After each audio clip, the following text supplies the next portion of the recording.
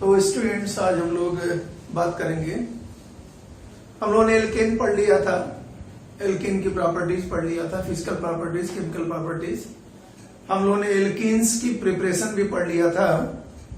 अब बेटा स्टार्ट करते हैं एल्कीन्स की केमिकल प्रॉपर्टीज। हम लोग आज स्टार्ट करेंगे chemical properties of alkenes.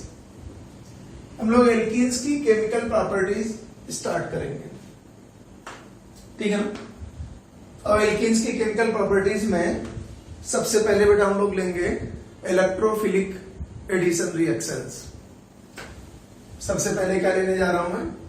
Electrophilic addition reactions. आपको बेटा पता है कि डबल बॉन्ड पे कार्बन कार्बन डबल बॉन्ड पर इलेक्ट्रोफाइल अटैक करता है ना। तो जब इलेक्ट्रोफाइल अटैक करेगा तो वही पहले ऐड करेगा, तो इसके नाम पड़ गया इलेक्ट्रोफिलिक एडिशन रिएक्शन, ठीक है। अब इलेक्ट्रोफिलिक एडिशन रिएक्शन में दो मैकेनिज्म होती हैं, कई तो नहीं बोलेंगे लेकिन दो मैकेनिज्म होती हैं। पहले बताएं होता क्या है। मान लिया बेटा आपके पास ये कार्बन कार्बन डबल बॉन्ड है। अब इसमें मान लिया आपको कोई मॉलिक्यूल जोड़ना है जिसमें एक पॉजिटिव पार्ट होगा, एक नेगेटिव पार्ट होगा। तो पॉजिटिव पार्ट को हम ई से दिखा रहे हैं, नेगेटिव पार्ट को हम एनयू से दिखा रहे हैं, मतलब इलेक्ट्रोफाइल न्यूक्लियोफाइल। हम जो भी मॉलिक्यूल जोड़ेंगे उसमें एक पार्ट इलेक्ट्रोफाइल होगा, एक पार्ट न्यूक्लियोफाइल होगा, ठीक है ना। जब ये टूटेगा बेटा तो इलेक्ट्रोफाइल पे चार्ज प्लस और न्यूक्लियोफाइल पे चार्ज माइनस। अब ये न्यूक्लियोफाइल तो डबल बॉन्डेड कार्बन पर अटैक करने जाएगा नहीं, क्योंकि यहाँ पे इलेक्ट्रॉन की डेंसिटी ऑलरेडी ज्यादा है। तो जाहिर सी बात है ये इलेक्ट्रोफाइल जाके पाई बॉन्ड पे अटैक करेगा। अब ये तो खैर अभी हमने फिलहाल ऐसी एल्कीन ले रखी सिमेट्रिकल टाइप की। अब ये इलेक्ट्रोफाइल गया, इलेक्ट्रोफाइल जाके पाई बॉन्ड पे अटैक करेगा। मान लिया ऐसे अटैक कर दिया, बाद में डिसाइड करेंगे कैसे करेगा। इस कार्बन पे माइनस आ गया, इस कार्बन पे प्लस आ गया। जैसे ही बेटा कार्बन पे माइनस आया, ये इलेक्ट्रोफाइल इससे जुड़ गया और इस कार्बन पे भाई चार्ज क्या आ गया? प्लस। लेकिन ये जो पहला स्टेप है यही बेटा क्या होगा? आरडीएस। यही रेट डिटरमाइनिंग तो जिसमें मेहनत करनी पड़ती है, जिसमें मेहनत करनी पड़ती है वही आरडीएस है। तुम्हारे पिताजी ने खूब बहुत मेहनत से पैसा कमाया, फिर तुमको उसको ट्रांसफर कर दिया, फिर तुमने आगे काम स्टार्ट किया, तो तुम्हारे वाले सारे स्टेप फास्ट माने जाएंगे। तुम कभी रिएक्शन के रेट को डिसाइड नहीं करोगे। रिएक्शन के रेट को डिसाइड तभी करोगे जब खुद कमाओगे। खुद कमाओगे तो धीमे धीमे ही कमाओगे। तो इसका मतलब पिताजी आरडीएस वाले स्टेप्स में पैसा कमा रहे हैं। हो सकता है बाद में तुम्हें ट्रांसफर करें, लाइफ बन जाओगे तो ट्रांसफर होगा, नहीं बनोगे तो हो सकता है ट्रांसफर ना भी करें, मर्जी। तो देखो ये पहला स्टेप क्या है? आरडीएस है। और दूसरा स्टेप तो फास्ट होने ही होना है, क्योंकि ये पॉजिटिव आयन है, ये नेगेटिव आयन है। न्यूक्लियोफाइल जाएगा, इसी पॉजिटिव आयन से जाके न्यूक्लियोफाइल जाएगा, इसी पॉजिटिव आयन से जाके जुड़ जाएगा, काम खत्म। अब ये स्टेप तो यार अपने आप फास्ट होना है। पॉजिटिव नेगेटिव आयन के बीच की रिएक्शन अपने आप फास्ट होती है। मतलब जब हम इलेक्ट्रोफिलिक एडिशन कराएंगे तो ऐसे ही कराएंगे, ठीक है। अब इसमें क्या होगा? कभी कार्बोनियम आयन बनेगा, कभी कार्बोनियम आयन नहीं बनेगा, क्या होगा क्या नहीं होगा, ये सब हम लोग भी बात करेंगे। तो हम लोग एक काम करने जा रहे हैं। सबसे पहले तो ये पढ़ते हैं कि इलेक्ट्रोफिलिक एडिशन की मैकेनिज्म कितने टाइप की होती हैं।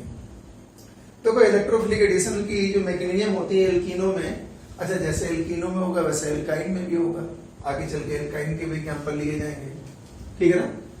जैसे एल्कीन में होगा वैसे एल्काइन में भी होगा, आगे चल के एग्जाम्पल हम लोग लेंगे। जरा एक बात समझिएगा, दो मैकेनिज्म होती हैं, ठीक है ना। इलेक्ट्रोफिलिक एडिशन की बेटा दो मैकेनिज्म होती हैं। एक मैकेनिज्म को हम लोग बोलते हैं classical carbocation mechanism. Classical carbocation मतलब कार्बोनियम आयन, कार्बोकैटायन बोल लो या कार्बोनियम आयन बोल लो, कोई फर्क नहीं पड़ता, ठीक है। क्लासिकल कार्बोकैटायन मैकेनिज्म शॉर्ट में से लिख देंगे सीसी प्लस मैकेनिज्म। एमईसी इसका मतलब मैकेनिज्म है, ठीक है। सीसी प्लस का मतलब बेटा क्या होगा? क्लासिकल कार्बोकैटायन मैकेनिज्म, ठीक है ना। दूसरी क्या होती है नॉन क्लासिकल, दूसरी क्या होती है non classical carbocation mechanism, non classical carbocation mechanism, ठीक है ना, कार्बोकैटायन मैकेनिज्म। इसे हम लोग शॉर्ट में क्या बोल देंगे non classical C plus mechanism, ये होता है बेटा, ठीक है, नॉन क्लासिकल कार्बोकैटायन मैकेनिज्म। ये है, दो तरह की मैकेनिज्म होती हैं। सबसे पहला सवाल,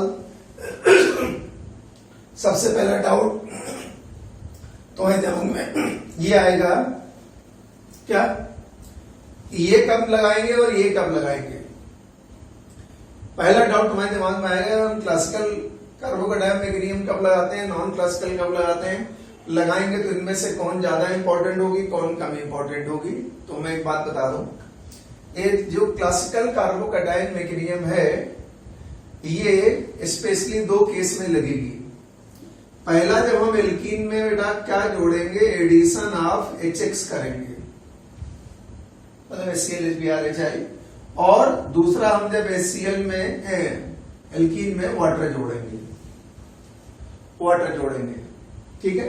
और non classical carbocation mechanism NCC plus mechanism तब लगेगी जब ये दो मॉलिक्यूल होंगे, मतलब एडिशन ऑफ X2 ले लेंगे और HOX ले लेंगे, बाकी केसेस देखेंगे बाद में, लेकिन फिलहाल इतने समझिए आप। HX और वाटर को जोड़ेंगे तो क्लासिकल कार्बोकैटायन मैकेनिज्म होगी, और इसमें बेटा जब हम जोड़ेंगे हाइड्रोजन और HOX जोड़ेंगे, हाइपोहेलेस एसिड जोड़ेंगे, तो नॉन क्लासिकल कार्बोकैटायन मैकेनिज्म होगी। तुम कहोगे ऐसा क्यों बोल रहे हो, अच्छा एक बताओ, HX का इलेक्ट्रोफाइल क्या होगा H प्लस, वाटर का इलेक्ट्रोफाइल क्या होगा H प्लस।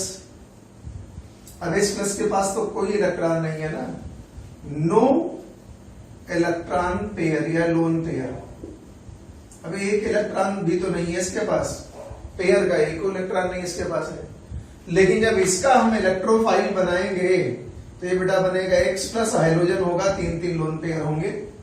अब HOX में मान लिया आपने HOCl लिया, चलो HOCl ले लेते हैं, आपने हाइपोक्लोरस एसिड लिया, तो इसमें OH क्या होगा बेटा माइनस, और Cl क्या होगा प्लस, इसके पास भी लोन पेयर पाए जाएंगे, इसके पास भी लोन पेयर होंगे और इसके पास भी लोन पेयर होंगे। आप ऐसे समझो, एल्कीन में अगर आप इलेक्ट्रोफिलिक एडिशन करा रहे हो, अगर आप एल्कीन में इलेक्ट्रोफिलिक एडिशन करा रहे हो और जो इलेक्ट्रोफाइल है उसके पास इलेक्ट्रॉन पेयर है या लोन पेयर है, तो NCC प्लस होती है, मतलब नॉन क्लासिकल कार्बोकैटायन मैकेनिज्म होती है। और अगर आपने इलेक्ट्रोफाइल जो लिया उसमें इलेक्ट्रॉन पेयर नहीं है, नो इलेक्ट्रॉन पेयर, तो समझ जाइए उसमें क्लासिकल कार्बोकैटायन मैकेनिज्म होती है। ये बेसिक फंडा है, मुझे लगता है आपको ये नया पॉइंट मिल गया होगा, ठीक है, ये आपको एक नई जानकारी मिल गई। आप इतना इस लेवल के सवाल भी आते हैं, ये मत सोचो कि नहीं आएगा, आएगा सब, कुछ भी पूछ सकते कंपटीशन है भाई। तो इसका मतलब क्लासिकल कार्बोकैटायन मैकेनिज्म हम तब लगाएंगे जब वाटर और HX जोड़ेंगे, जब H आयन इलेक्ट्रोफाइल होगा, या ऐसा इलेक्ट्रोफाइल जिसके पास लोन पेयर ना हो, और वो H प्लस ही हो सकता है। और नॉन क्लासिकल मैकेनिज्म में बाकी कोई भी इलेक्ट्रोफाइल ले लेंगे जिसके पास इलेक्ट्रॉन पेयर पाया जाएगा। हम ये नहीं कर रहे हैं कि ये मैकेनिज्म, ये जो इलेक्ट्रोफाइल है ये मैकेनिज्म नहीं कर सकता, कर सकता है। ये वाला जो इलेक्ट्रोफाइल है वो ये मैकेनिज्म भी दिखा सकता है और ये मैकेनिज्म भी दिखा सकता है, मतलब जिस इलेक्ट्रोफाइल के पास इलेक्ट्रॉन पेयर है that can show classical carbocation mechanism as well as non classical carbocation mechanism. अब उसमें से जो बेटर होगी वो हम चूज कर लेंगे, बेटर वैसे यही होगी। लेकिन अगर ऐसा इलेक्ट्रोफाइल है जिसके पास कोई इलेक्ट्रॉन पेयर ही नहीं है, ठीक है ना, तो बेटा एक ही मैकेनिज्म हो सकती है, क्लासिकल कार्बोकैटायन मैकेनिज्म। अब आपको हम क्लासिकल कार्बोकैटायन मैकेनिज्म में लाते हैं, और क्लासिकल कार्बोकैटायन मैकेनिज्म में लाने के लिए आपको हम HX का एडिशन पढ़ाते हैं। और जब एल्कीन में HX जोड़ोगे तो एल्काइल हैलाइड बनेंगे, तो एल्काइल हैलाइड की इसी बहाने प्रिपरेशन भी हो जाएगी, तो वहां पे एल्काइल हैलाइड में ज्यादा नहीं बताया जाएगा। तो वो ऑर्गेनिक केमिस्ट्री जानते हो क्या होता है, कन्वर्जिंग होती है ना, ये धीमे धीमे क्या होती है, छोटी होती जाती है। आपने GOC अच्छी तरह से पढ़ लिया, आइसोमेरिन पढ़ लिया, एपीसी वगैरह पढ़ लिया, खास करके रिएक्शन में के नियम अगर आपने ठीक से पढ़ लिया तो बहुत सारी चीजें वही क्लियर हो जाती हैं। फिर धीमे धीमे धीमे रिएक्शन बार बार कॉमन मिलती जाती है, बार बार वही रिएक्शन आती है, तो लगता है यार ये तो आता ही, छोड़ो हम पीछे पड़ चुके हैं। तो धीमे धीमे रिएक्शन कम होती जाती है, तो ये बिल्कुल कन्वर्जिंग है। तो जो पीछे पड़ रहे हो वो आगे दोबारा आना निश्चित है, 100% श्योर है, ध्यान रखना है। इसलिए आगे आपको ऑर्गेनिक केमिस्ट्री में ज्यादा प्रॉब्लम होती नहीं है। अगर आपने स्टार्टिंग वाला पार्ट ठीक से पढ़ लिया, रिएक्शन मैकेनिज्म पढ़ लिया कायदे से, हाइड्रोकार्बन पढ़ लिया है ना, तो बहुत सारे रिएक्शन इन्हीं में शामिल हो जाती है। एंटी एडिशन, सीन एडिशन, ये वो ओजोनोलिसिस, सब तो यहीं पे आ जाता है। और उससे किसी से एल्डिहाइड बनना है, किसी से कीटोन बनना है, किसी से एल्केल हैलाइड बनना है। तो आगे की प्रिपरेशन ज्यादा आपको डिस्कस नहीं करनी पड़ेगी, ठीक है। तो बेटा इलेक्ट्रोफिलिक एडिशन में पहले मैं लेता हूं एडिशन ऑफ, पहले बेटा हम बात करने जा रहे हैं एडिशन ऑफ HX। अच्छा, इसे हाइड्रो हेलोजिनेशन भी कहते हैं। अरे हाइड्रोजन है तो क्या बोलेंगे, हाइड्रो, और साथ में हेलोजन है तो क्या बोलेंगे, हेलोजिनेशन। तो इसे हम लोग हाइड्रो हेलोजिनेशन भी कह सकते हैं। अब HX में हम HCl भी ले सकते हैं, HBr भी ले सकते हैं, HI भी ले सकते हैं। HF नहीं किया जाता है, क्यों? क्योंकि HF में प्रॉब्लम आती है। HF में क्या होता है बेटा, हाइड्रोजन बॉन्डिंग होती है ना, तो हाइड्रोजन बॉन्डिंग की वजह से रूम टेम्परेचर में लिक्विड फॉर्म में होता है। इसके अलावा भी HF के मॉलिक्यूल आपस में काफी स्ट्रॉन्ग हाइड्रोजन बॉन्डिंग से और वन डर वाल फोर्स से आपस में जुड़े होते हैं, तो उसे थोड़ा तोड़ना मुश्किल काम होता है। इसलिए HF आमतौर पर रिएक्शन नहीं कराया जाता है, ठीक है। अब एडिशन ऑफ HX करा रहे हैं तो कौन सी मैकेनिज्म लगेगी, क्लासिकल कार्बोकैटायन प्लस मैकेनिज्म हम लगाएंगे। अब नॉन क्लासिकल वाली तो हेलोजन का एडिशन पढ़ेंगे तब पढ़ लेंगे हम लोग, चलो थोड़ा आगे बता देंगे वैसे, ठीक है, वो अलग बात है। तो धीमे धीमे हम लोग आगे बढ़ाएंगे ही ना। तो पहले हम क्लासिकल कार्बोकैटायन मैकेनिज्म पढ़ने जा रहे हैं, जिसमें कार्बोनियम आयन बनेगा, ठीक है। थोड़ा सा रेफरेंस उसका दे देंगे आपको, फिर जब हेलोजन का एडिशन पढ़ाएंगे तो वो अपने आप आएगी। अब कोई भी एल्कीन आप ले लिए, चलो हमने ले लिया, बहुत आसान। हमने कहा CH3 CS double bond CH2 आपने लिया, और आपने कहा सिर्फ आप HCl जोड़ दीजिए बेटा। अब जाहिर सी बात है HCl में H प्लस है और क्या है, Cl माइनस है। आयनाइज होगा तो H प्लस बनाएगा, Cl माइनस बनाएगा। उसके लिए सब चीजें पहले से मौजूद होती हैं, क्या आराम से आयनाइज हो जाए वो। तो जो H प्लस बना है, ध्यान देना, ये जो H प्लस बना हुआ है वो इलेक्ट्रोफाइल है। इलेक्ट्रोफाइल इस पाई बॉन्ड पे जाएगा। अब आपको पता है इस कार्बन पे क्या लगा बेटा, प्लस आई। तो देखो कुछ बच्चे क्या करते हैं, कंफ्यूज करते हैं कि हम, बहुत बच्चे क्या करते हैं, एल्कीन का पाई बॉन्ड तक नहीं तोड़ पाते हैं। तो अगर एल्कीन का पाई बॉन्ड नहीं तोड़ पा रहे तो बहुत समस्या वाली बात है, आगे जाके प्रॉब्लम आपको काफी होगी। बहुत आसान तुमको तरीका बताते हैं, मान लिया नहीं भी आता है, H प्लस है, इस पाई बॉन्ड पे जाएगा, इस पाई बॉन्ड को ब्रेक करेंगे, या तो इलेक्ट्रॉन इधर जाए या फिर पाई बॉन्ड के इलेक्ट्रॉन इधर जाएं। इधर तो जा ही नहीं सकते, इधर नहीं जा सकते बेटा, क्यों? इधर क्या बैठा हुआ है, प्लस आई ग्रुप, और प्लस आई ग्रुप क्या करेगा, इलेक्ट्रॉन को पुश करेगा। तो इस कार्बन, अगर तुमने पाई बॉन्ड तोड़ के यहाँ पे इलेक्ट्रॉन ले लिए तो यहाँ पे इलेक्ट्रॉन की डेंसिटी ज्यादा हो गई, और ये प्लस आई ग्रुप क्या करेगा, इलेक्ट्रॉनों को और सप्लाई करेगा। तो इस कार्बन पे इलेक्ट्रॉन की डेंसिटी इतनी ज्यादा हो जाएगी कि रिपल्सन हो जाएगा। इसलिए पाई बॉन्ड आप ऐसे तोड़ नहीं सकते। आप मोटी मोटी ऐसी बात समझो, जब हम एल्कीन का पाई बॉन्ड तोड़ेंगे तो पाई इलेक्ट्रॉन हमेशा छोटे पार्ट पे ले जाएंगे, मतलब नॉर्मल बात है। कई जगह कंजुगेशन आ जाता है, कुछ आ जाता है, तो अलग मुद्दा है वो, है ना। अगर अनसिमेट्रिकल एल्कीन है तो अनसिमेट्रिकल है ना, एक तरफ एक कार्बन एक तरफ दो कार्बन, तो हमेशा छोटे पार्ट की तरफ इलेक्ट्रॉनों को ले जाना होता है। क्यों? क्योंकि बड़े पार्ट वाला, जो बड़ा पार्ट होता है हमेशा प्लस आई होगा, और प्लस आई क्या करेगा, इलेक्ट्रॉन को पुश करेगा। तो इलेक्ट्रॉन से दूर भागेंगे ना, इसलिए छोटे पार्ट पे लिया। इस कार्बन पे क्या आ गया, माइनस, इस कार्बन पे क्या आ गया, प्लस। जैसे बेटा यहाँ माइनस आया, एच आयन जुड़ जाएगा। जैसे यहाँ पे माइनस आया, एच आयन जुड़ गया, इस कार्बन पे क्या हो गया, प्लस। इस पे माइनस आया था, माइनस आते एच आयन जोड़ दो तो CH3 हो जाएगा। क्या बन गया, कार्बोनियम आयन, कार्बोकैटायन बन गया, कार्बोकैटायन बन गया। अब भाई साहब इस कार्बोकैटायन में रीअरेंजमेंट भी हो सकता है, लेकिन यहाँ तो नहीं होगा फिलहाल। मतलब जो भी कार्बोनियम आयन बनता है उसमें रीअरेंजमेंट भी हो सकता है, उसमें रीअरेंजमेंट भी आप करा सकते हो। फिलहाल यहाँ तो कोई मतलब नहीं है वैसे, और हमने बताया यही मतलब फर्स्ट स्टेप ही आरडीएस होता है, इलेक्ट्रोफाइल का एल्कीन पेटाइल की आरडीएस होता है, बार बार बताने की जरूरत नहीं है। अब जो Cl माइनस न्यूक्लियोफाइल है उसको अटैक वटैक थोड़ी करना, सब कुछ बना बनाया मिल गया, आके खाली आपको जोड़ देना, यहाँ पर Cl जोड़ दिया, बन गया 2-क्लोरोप्रोपेन। ठीक है ना, ये बन गया 2-क्लोरोप्रोपेन। तो आसान है, क्या बहुत ही आसान है, इसमें कुछ खास बात होती है। धीमे धीमे हम और एग्जाम्पल लेंगे तो अच्छा लगेगा आपको। तो मतलब क्लासिकल कार्बोकैटायन मैग्नीशियम में कार्बोनियम आयन बनेगा, और कार्बोनियम आयन बेटा जो बनेगा, तो कार्बोनियम आयन बनेगा, अगर उसमें रीअरेंजमेंट हो सकता होगा तो होगा, और होने के बाद जो मोस्ट स्टेबल कार्बोनियम आयन होगा उससे मेन प्रोडक्ट बनता है। चलो करें तो आसान था, थोड़ा हटाते हैं इसको, है ना, बोर्ड बड़ा बड़ा लग रहा है, इसको हटाते हैं। ठीक है, तो टॉपिक बेटा हम लोग पढ़ रहे थे एडिशन ऑफ HX। इसमें दूसरा एग्जांपल हम लोग ले रहे हैं बेटा। मान लिया तुमने कहा सर ऐसा लिखा हुआ है, ब्यूटीन 1 है और क्या, तुमने कहा जरा इसमें HCl लगाइए, आप HCl लगाओ HX लगाओ, क्या फर्क पड़ता है, H+Cl डायरेक्ट कर दे रहा हूं मैं। अब जाहिर सी बात ये वाला पाई बॉन्ड टूटेगा, तो जब बेटा ये पाई बॉन्ड टूटेगा तो यहाँ क्या आया, माइनस माइनस आया, इससे क्या जोड़ दो H, CH3, यहाँ क्या आ जाएगा, प्लस कार्बोनियम आयन बना। जाहिर सी बात यहाँ हो गया CH3, ये कार्बोनियम आयन बन गया। अब इसी कार्बोनियम आयन से आप ये Cl आयन जोड़ दोगे, ऐसा हो गया। लेकिन एक बात ध्यान रखना, ये है CH3, ये बेटा है H, ये है CH2, ये है CH3, this carbon is chiral, carbon chiral है, 2-क्लोरोप्रोपेन बन गया ना। तो अगर मान लिया आपसे ऐसे पूछे कि ब्यूटीन 1 में हम HCl जोड़े हैं और जो प्रोडक्ट बनेंगे वो कितने बनेंगे, तो एक ना बताना, 2 बताना, क्योंकि अगर एक कार्बन कायरल है तो D+L दोनों बनेंगे, डेक्स्ट्रो लीवो दोनों बनेंगे, एक डेक्स्ट्रो बनेगा एक लीवो बनेगा, तो 2 प्रोडक्ट बनेंगे।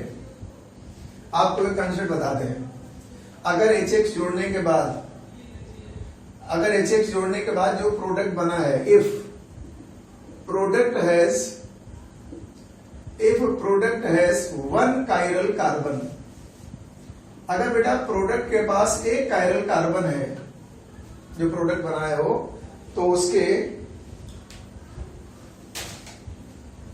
2 आइसोमर बनेंगे। कितने बनेंगे, अगर आपके पास जो भी आपने प्रोडक्ट बनाया है ना, उसमें एक कार्बन कायरल है, तो इसमें 2 प्रोडक्ट बनेंगे, याद है ना।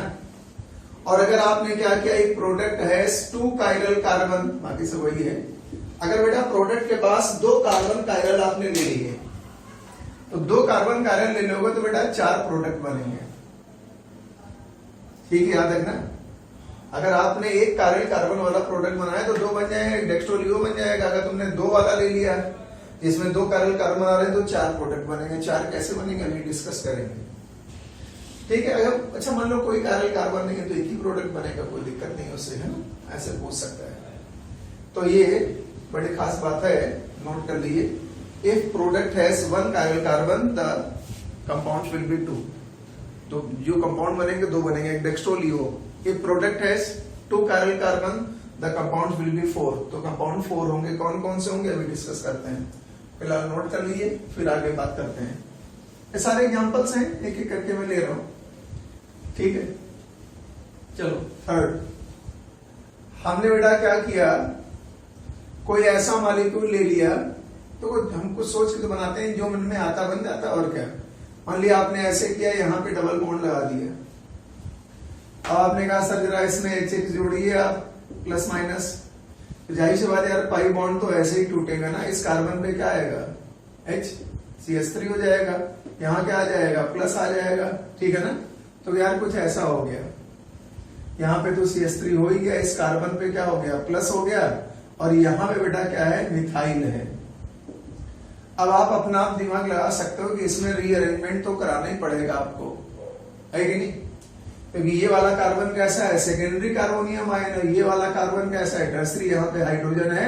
आप क्या करा दोगे, हाइड्राइड शिफ्ट, पढ़े हो ना, बता चुके पीछे मैग्नीशियम में, hydride shift, H minus shift होके यहाँ आएगा, तो इस कार्बन पे चार्ज क्या जाएगा, प्लस। तो अब भाई साहब कार्बोनियम आयन जो बना यार, वो ये वाला बन गया।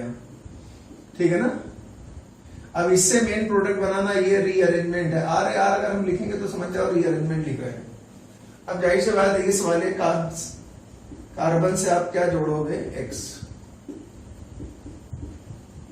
अब इसमें तो कोई कार्बन कार्बन है नहीं, तो बाकी कार्बन एक ही प्रोडक्ट बनेगा केवल ये, ठीक है ना। तो एक ही प्रोडक्ट मतलब फाइनल प्रोडक्ट एक ही बनेगा इसमें, ठीक है, नोट कर लीजिए, एक आसान है। तो इसलिए जहां कहीं रीअरेंजमेंट पॉसिबल हो वहां कराना पड़ेगा। रीअरेंजमेंट जहां पे हो सकता हो वहां तो बेटा कराओगे ना, बिना रीअरेंजमेंट। अगर किसी रिएक्शन में कार्बोनियम आयन बनना तो रीअरेंजमेंट के थ्रू अगर जा रहा है तो आपको ले जाना पड़ेगा उसे। खैर, नंबर 4, मान लिया बेटा मैंने ऐसे कह दिया होता, ये लिखा है यहां पे डबल बॉन्ड, ठीक है, 1 2 3 4 5 6, ये हेक्सेन 2 ले लिया मैंने, ठीक है। आपसे बोला गया जरा इसमें H जोड़िए, तो आसान समझ गए होगे। अब देखो ये वाला पार्ट तो यार बड़ा है ना, ये तो प्रोपाइल है, और ये वाला पार्ट क्या है, छोटा है, उधर क्या है, मिथाइल है। अब आपको ये वाला पाई बॉन्ड ब्रेक करना है, तो अगर बेटा पाई बॉन्ड ब्रेक करना है तो हमने क्या बताया था, अगर एल्कीन अनसिमेट्रिकल है तो हमेशा कहां भागो, छोटे पार्ट की तरफ। ये छोटा पार्ट, अब इधर मिथाइल लगा है, इस डबल बॉन्डेड कार्बन में मिथाइल, इस डबल बॉन्डेड कार्बन पे क्या है, प्रोपाइल लगा हुआ है। इस डबल बॉन्डेड कार्बन पे मिथाइल है, इस डबल बॉन्डेड कार्बन पे क्या लगा है, प्रोपाइल लगा हुआ है, ठीक है ना। तो इस तरह मान लिया आप जंगल गए, एक तरफ आपको सेब मिल रहा है, एक तरफ आपको सियार मिल रहा है, अब तुम कहोगे हो सकता है दोनों तरफ मारा जाए, ऐसा नहीं है, सियार तो मार पाएगा, तब तो भाग जाओ। तो इसका मतलब आप कहां जाओगे, एक तरफ खाई है, एक तरफ कुआं है, इसे कुएं में कूद जाओ, खाई में कूदोगे हड्डी तुम्हारी टूट जाएगी। इसलिए क्या करना पड़ेगा, इधर मिथाइल है, ये छोटा प्लस आई ग्रुप है, ये प्रोपाइल क्या है, बड़ा प्लस आई ग्रुप है, तो किधर ले जाओगे, छोटे प्लस आई ग्रुप की तरफ भागना, क्योंकि ये इलेक्ट्रॉन ज्यादा दे रहा होगा, पुश कर रहा होगा, ये इलेक्ट्रॉन कम दे रहा होगा, तो जाहिर सी बात क्या करोगे बताओ, आपने पाई बॉन्ड ऐसे तोड़ा। अभी हम दोनों काम करके देखेंगे, कई बार फंडे फेल हो जाते हैं, ठीक है, दोनों काम करके देख लेंगे, इधर से भी हम लोग ब्रेक कर लेंगे। जब आपने बेटा पाई बॉन्ड ऐसे ब्रेक कर दिया तो इस कार्बन में माइनस आ गया, इस कार्बन पे आते ही CH2 हो गया, अब इस कार्बन पे बेटा चार्ज क्या आ गया, प्लस आ गया, ठीक है ना, इस कार्बन पे चार्ज प्लस आ गया। अब जरा ध्यान दो, अभी समझ में आएगा कि तुम्हें सेब की तरफ जाना है कि सियार की तरफ जाना है। अच्छा, अगर आपने पाई बॉन्ड ऐसे तोड़ा, हमने नियम क्या बताया था कि अगर अनसिमेट्रिकल एल्कीन है कि तो हमेशा छोटे पार्ट की तरफ भागो, लेकिन हो सकता है यहां छोटे पार्ट की तरफ भागने से नुकसान हो जाए। ये जो बेटा कार्बोनियम आयन बना, इसके लिए अल्फा, ये 4 अल्फा हाइड्रोजन है, लेकिन अगर हम यार इस कार्बोनियम, इस पाई बॉन्ड को ऐसे तोड़ते, ये पहला तरीका था, यहां लिख दिया, ये फर्स्ट मेथड है। अब इधर हमने सेकंड मेथड से तोड़ लिया और ऐसे कुछ कर लिया, ठीक है ना, ऐसे तोड़ा आपने, तो इस कार्बन पे क्या आया, माइनस, इससे एक जुड़ गया, अब इस कार्बन पे क्या हो गया, प्लस, और यहां बेटा क्या हो गया, CH3, यहां क्या हो गया, CH3, ठीक है ना। अभी मार्कोनिकॉफ रूल और मॉडर्न मार्कोनिकॉफ रूल या मॉडिफाइड मार्कोनिकॉफ रूल लेंगे तो और समझ में आएगा, हालांकि उसका कोई खास मतलब नहीं होता है। अब मुझे बताओ, अगर आप छोटे पार्ट की तरफ गए तो ये आपको ये वाला कार्बोनियम आयन मिल रहा है जिसके 4 अल्फा हाइड्रोजन है, 4 हाइपर कंजुगेटिंग स्ट्रक्चर है। अगर आप ऐसे पाई बॉन्ड को ब्रेक कर दो तो इस कार्बन पे 3 अल्फा H है, 2 अल्फा H है, 5 अल्फा H है, 5 का हाइपर कंजुगेटिंग स्ट्रक्चर है। Which carbonium ion is more stable, this one is more stable. इसका मतलब वो जो फंडा आपको बता रहे थे वो बच्चों वाली बात है कि छोटे पार्ट की तरफ भागना है, आप ऐसे समझो, उधर भागना है जिससे स्टेबल कार्बोनियम आयन मिले। हालांकि अनसिमेट्रिकल एल्कीन में अगर डबल बॉन्ड नंबर 1 पे होता है ना तो वो फंडा लगा सकते थे कि छोटे पार्ट की तरफ भागते हो, लेकिन इसमें अगर आपने छोटे पार्ट की तरफ गए, इधर गए, तो इस कार्बन पे चार्ज क्या आएगा, प्लस, तो ये वाला कार्बोनियम आयन बनेगा 4 अल्फा हाइड्रोजन। अगर आपने ऐसे ब्रेक किया सेकंड मेथड से तो इस वाले कार्बन पे, तो आपने ऐसे ब्रेक किया तो इस कार्बन पे क्या आया, माइनस, इस कार्बन पे क्या आया, प्लस। इसका मतलब this carbonium ion is more stable. तो बेटा जो मेन प्रोडक्ट बनेगा इससे बनेगा, बाद में हम लोग इसी कार्बन पे क्या करेंगे, हेलोजन लाके जोड़ लेंगे, सॉरी इस वाले कार्बन पे लाके हेलोजन जोड़ देंगे, काम करना, क्या समझे। इसलिए रट्टेबाजी, जुगाड़, ट्रिक, ये सब रखी रह जाती हैं। जो लोग बहुत जुगाड़ से पढ़ते हैं पढ़ाते हैं ना, उसका कोई मतलब नहीं है। तो जुगाड़ आपको मैंने बताया कि छोटे पार्ट की तरफ ले जाओ, गलत हो गया। इसी को मॉडिफाइड मार्कोनिकॉफ रूल से समझेंगे बाद में हम लोग। फिलहाल आप इतना समझो, पाई बॉन्ड को उस तरफ तोड़ के ले जाना है जिससे स्टेबल कार्बोनियम आयन बनता है। अगर एक से ज्यादा स्टेबल कार्बोनियम आयन बन रहे हो तो आपको बनाने के बाद ट्राई करना पड़ेगा किसकी ज्यादा हाइपर कंजुगेटिंग स्ट्रक्चर है या कौन सा कार्बोनियम आयन ज्यादा स्टेबल है। तो यहाँ ये मेन प्रोडक्ट हो गया, ये साइड प्रोडक्ट हो गया। अगर बनाओगे तो बनेगा नहीं, हालांकि मेन यही माना जाएगा। खैर, इसमें कोई कायरल कार्बन है क्या बेटा? अरे ये वाला कार्बन कायरल है, एक ही कार्बन कायरल है। अगर एक कार्बन कायरल है तो इसके कितने प्रोडक्ट बनेंगे? दो, एक डी प्लस एल, दो प्रोडक्ट बनेंगे, ठीक है ना। ये तो बेटा फोर्थ एग्जाम्पल हुआ। और एग्जाम्पल लेते हैं। एग्जाम्पल की कोई कमी थोड़ी होती, सैकड़ों एग्जाम्पल लिए जा सकते हैं, ऐसे लेते रहो, बनाते रहो, चेक करते रहो, ठीक है। मान लो हमने बेटा फिफ्थ एग्जाम्पल में क्या किया, ऐसा कुछ कर दिया। अब हम दो एग्जाम्पल दिखा रहे हैं। यहां बेटा हमने क्या किया कि डबल बॉन्ड ले लिया, ठीक है ना। और ये अगला एग्जाम्पल लिया मैंने 6, उसमें हमने डबल बॉन्ड लिया और यहां ऐसा कर दिया। अब से कहा गया जरा इसमें HCl या HBr कुछ जोड़ो, H प्लस माइनस, ठीक है ना। तुमने कहा सर हम पाई बॉन्ड ऐसे तोड़ेंगे, ऐसे तोड़ना है, सही। चलो ठीक है, छोटा पार्ट है ना, जो नॉर्मल बात को आमतौर पे लगी जाती है। इस कार्बन पे चार्ज क्या आएगा? प्लस। तो बेटा ऐसा कार्बोनियम आयन बनेगा, इस कार्बन पे प्लस आ गया, है ना। अगर ऐसे तोड़ते तो मामला गड़बड़ाता, क्योंकि इस कार्बन पे प्लस आता तो 2 और 3 हाइपर कंजुगेटिंग स्ट्रक्चर बनते हैं। इस कार्बन से क्या होगा? 3 इधर से, 2 इधर से, और यहां पर तो CH2 है ही, ठीक है ना। 7 हाइपर कंजुगेटिंग बनेंगे। अब इसी से क्या करेंगे हम लोग? हेलोजन जोड़ देंगे। इसी से हम लोगों ने क्या किया बेटा, ये Br जोड़ दिया। अब मुझे बताओ क्या ये कायरल कार्बन है? नो, ये कायरल कार्बन नहीं है, ये CH2 है। ये भी क्या है? CH2 है। ये कायरल कार्बन थोड़ी है। लेकिन अगर इसमें हम बेटा जोड़ें, आप ध्यान दो। अब तुम कहोगे हम कैसे ब्रेक करें? मान लिया आपने ऐसे ब्रेक किया तो इस कार्बन पे क्या आया? माइनस, इस कार्बन पे क्या आया? प्लस। जब इस कार्बन पे प्लस आएगा तो 2 हाइपर कंजुगेटिंग स्ट्रक्चर इधर, 2 अल्फा एच इधर से मिलेंगे, 2 अल्फा एच इधर से मिलेंगे, 1 अल्फा एच इधर से मिलेगा, 5 मिलेंगे। अगर आपने पाई बॉन्ड को बेटा क्या किया? ऐसे तोड़ दिया, ऐसे तोड़ दिया, तो इस कार्बन पे क्या आया? माइनस, इस कार्बन पे क्या आया? प्लस। तो 2 हाइपर कंजुगेटिंग यहां से मिलेंगे, 3 हाइपर कंजुगेटिंग यहां से मिलेंगे, 1 इधर से मिलेगा। तो दोनों करके देखते तो समझ में आया तुम्हारे। ये समझना बेटा बहुत ही जरूरी है। मान लिया आपने ये वाला कार्बोनियम आयन बनाया, ये कार्बोनियम आयन तो तब बनेगा जब पाई बॉन्ड ऐसे ब्रेक करेगा। और अगर आपने पाई बॉन्ड उल्टा ब्रेक करा लिया होता है ऐसे, तो इस कार्बन पे प्लस चार्ज आता, इस कार्बन पे प्लस चार्ज आता, ठीक है ना। अब मुझे बताओ, यहाँ 3, यहाँ 2, यहाँ पर CH1, 3 2 5 1 6 अल्फा हाइड्रोजन है। यहां में बेटा क्या है? 2 इधर और 1 इधर, 5 अल्फा हाइड्रोजन है। किधर जाना है? इधर जाना है। और देखो एक नॉर्मल बात लगाई जाती है तो अक्सर लग जाती है, ये पार्ट बड़ा है, ये पार्ट छोटा है, तो किधर भागना है आमतौर पर? छोटे पार्ट की तरफ। लेकिन ध्यान है कि छोटे पार्ट की तरफ भागने पर ज्यादा स्टेबल कार्बोनियम आयन बने। अब आप देखो ये कार्बोनियम आयन 6 अल्फा एच वाला है। अब क्या करना है आपको?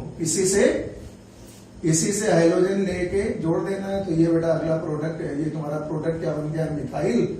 यहाँ पे आ गया Br और यहाँ पर ये। अब ध्यान देना, यहाँ पर ये कार्बन बेटा कायरल है, ये मिथाइल है, ये Br है, यहाँ पे CH2, यहाँ पर CH है। ये कार्बन कायरल है। This carbon is also chiral. ये कार्बन भी बेटा कायरल है, ये इथाइल है, हाइड्रोजन है, CH2, इधर CBr मिलेगा। इसका मतलब इसमें 2 कार्बन कायरल है, इसमें बेटा 2 कार्बन कायरल है। और मैंने अभी क्या बताया था? जिसमें 2 कार्बन कायरल हों, जिस मॉलिक्यूल में, जिस प्रोडक्ट में 2 कार्बन कायरल होंगे, उसके 4 आइसोमर्स बनेंगे, उसके 4 फॉर्म बनेंगे। तो यहां पे आंसर होगा 4 मॉलिक्यूल्स या 4 आइसोमर्स। कौन कौन से? अच्छा 2 कार्बन कायरल है तो उसके लिए RS कॉन्फ़िगरेशन से बनाएंगे। तो एक क्या बनेगा? RR, एक मॉलिक्यूल क्या बन जाएगा, RS, एक मॉलिक्यूल क्या बन जाएगा, SR, अब एक मॉलिक्यूल क्या बन जाएगा, SS। RS कंफिगरेशन सीखा है ना ऑप्टिकल आइसोमर में, जब हम लोग पढ़ रहे थे वो कि 3D जो डायग्राम होते थे कायरल कार्बन के, उसको कैसे ड्रॉ करते हैं उसमें बताया गया था ना। तो ये बेटा इसका मतलब इसमें 2 कार्बन कार्बन है, 4 मॉलिक्यूल बन गए, RR बन गया, SS मान लो बन गया, SR बन गया और RS बन गया। कितने प्रोडक्ट बने, 4। अब ऐसे क्वेश्चन पूछेगा आपसे, कहेगा ये रिएक्शन लिख के देगा, खाली इतना लिखेगा और HBr लगाएगा, कहेगा how many products will be form, तो आंसर होगा 4। आंसर क्या होगा, 4 होगा। तो ये बहुत इंपॉर्टेंट है, ध्यान रखना। तो 2 कार्बन कार्बन कहीं बन सकते हैं, अच्छा 2 से ज्यादा कार्बन कार्बन भी बन सकते हैं। फिर आपको ऑप्टिकल आइसोमर्स का नंबर निकालने का फॉर्मूला अप्लाई करना पड़ेगा, इतना कॉम्प्लिकेटेड कराता नहीं है। तो फिर उसके अगर 2 से ज्यादा कार्बन कार्बन आए तो फिर आपको फार्मूले से निकालना पड़ेगा। नंबर 7, ठीक है, होशियार रहना जरा इस बार। हमने कहा बेटा आपके पास ऐसा कुछ लिखा है, ठीक है, आपके पास ऐसा कुछ है, ए डबल बॉन्ड है, और आपसे बोला गया है जरा इसमें आप HBr जोड़िए, HBr HICl जो मन चाहे जोड़ लो, HF को नहीं जोड़ना होता है बस, ठीक है। अब मुझे बताओ क्या बनेगा। अभी हम मार्कोनी ऑफ रूल पे नहीं है, एंटी मार्कोनी ऑफ रूल की तो बात ही दूसरी होगी। अब मुझे बताओ H प्लस है, Br माइनस है, आपने ये पाई बॉन्ड ड्रॉ, छोटा पार्ट यही है, और इस कार्बन पे चार्ज क्या आ गया, प्लस। तो कार्बोनियम आयन जो पहला बेटा बना, जो पहला कार्बोनियम आयन बना वो ये बन गया मिथाइल। अब आपको भाईजान ये बात पता होनी चाहिए कि यहां पर रिंग का एक्सपेंशन होगा। मैंने क्या बताया था, अगर 4 कार्बन के रिंग के बाहर वाले कार्बन पे प्लस चार्ज हो, एक्सटर्नल कार्बन होना चाहिए, एक्सपेंशन होगा। 5 कार्बन के रिंग है, बाहर वाले कार्बन पे प्लस चार्ज है, एक्सपेंशन होगा। 3 कार्बन रिंग के बाहर प्लस चार्ज है, नो एक्सपेंशन, क्योंकि वो carbonium ion already highly stable होता है। तो इसका मतलब आपको इस कार्बोनियम आयन में रिंग का एक्सपेंशन कराना पड़ेगा, रिंग एक्सपेंड हो जाएगी। तो तुम कहो कैसे एक्सपेंड हो जाएगी, कुछ बॉन्ड वॉन्ड तोड़ना पड़ेगा आपको। पता चला आपने ये वाला बॉन्ड यहां से तोड़ लिया, तो ये बता चुके, सब सिखा चुके, इतना तुम्हें थोड़ी बताया जाएगा। यहाँ पर ये वाला आपने बॉन्ड तोड़ा तो इस कार्बन पे चार्ज क्या आ गया, माइनस, और जैसे इस कार्बन में माइनस आएगा ये प्लस आपस में क्या होंगे, ये जुड़ जाएंगे, ऐसे ही जुड़ जाएगा बस। अब ये वाला कार्बन जो है उस पर मिथाइल तो रहना है। चलो दिखा देते हैं एक बार, तुम्हें बार बार नहीं दिखाएंगे, लेकिन इस हम कार्बोनियम आयन के रीअरेंजमेंट टॉपिक में लेक्चर ले चुके हैं, तो हमारा लेक्चर वो देख लीजिएगा, रीअरेंजमेंट इन कार्बोनियम आयंस, है ना, बहुत लंबा पढ़ा चुके हैं उसमें। खैर आपने ये तोड़ा, यहाँ क्या आया, माइनस इस कार्बन पे क्या आया, आई प्लस, क्या आपस में ये बॉन्ड बन गया। तो जब बॉन्ड बन जाएगा तो ये बॉन्ड तो बेटा ब्रेक हो जाएगा ना, बॉन्ड ब्रेक हो जाएगा तो 1 2 3 4 5 6 एटम की रिंग बन गई। तो भाई 6 एटम की रिंग को तो अगर थोड़ा सुंदर बनाएंगे तो ऐसे बना लेंगे ना, ये 6 एटम की रिंग बन गई, ऐसे सुंदर नहीं लग रही है। और आपको मालूम है जिस कार्बन पे प्लस चार्ज आएगा, हमने मान लिया इस कार्बन पे प्लस चार्ज है, कहीं मान सकते हैं, क्या फर्क पड़ता है, यही मान लेते हैं इस कार्बन पे प्लस चार्ज है, ठीक है। तो ये वाला कार्बन तो बेटा इस वाले कार्बन से अटैच हो गया। ये मिथाइल किसके साथ रहेगा, ये मिथाइल जो रहेगा उसी कार्बन के साथ तो रहेगा। ये वाला कार्बन इस वाले कार्बन से आपने जोड़ दिया, इस वाले कार्बन पे चार्ज क्या आ गया, प्लस। तो ये मिथाइल इस कार्बन पे रहेगा कि इस कार्बन पे रहेगा, इधर सोच के बता। मिथाइल उसी कार्बन पे रह सकता है कि उसके पास वाले कार्बन पे जाएगा।